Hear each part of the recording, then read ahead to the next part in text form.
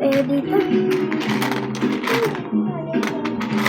Oh, dito. Halika dito. Ito pero, bariyan.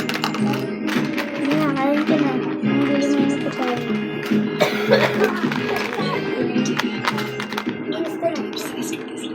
Bukasan.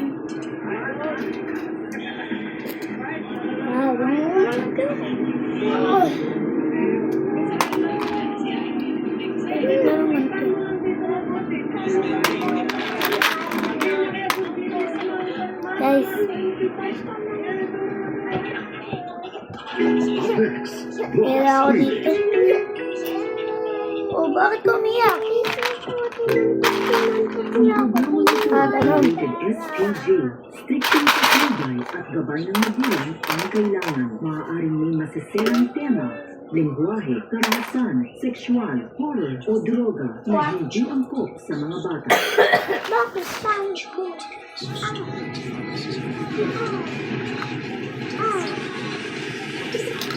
Bata, ito pa yung makita. Basta, sasabihin mo na sa akin pag may nangyari sa'yo. Sige, pambili mo na yan. Makakakuha ka dyan ng pagkain.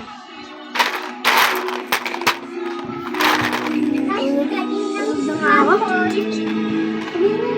Tulog na nga ako. Kinabukasan. Ice cream.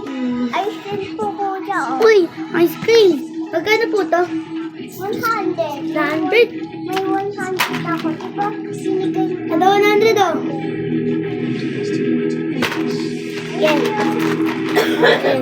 Ay, yung 200. Uy, thank you sa 200.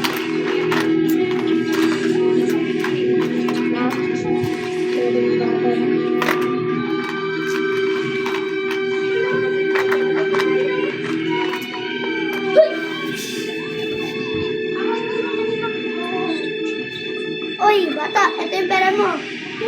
Hindi na ako sa'yo. Kababaihan ay napakahalaga pagdating sa supply ng combat units natin.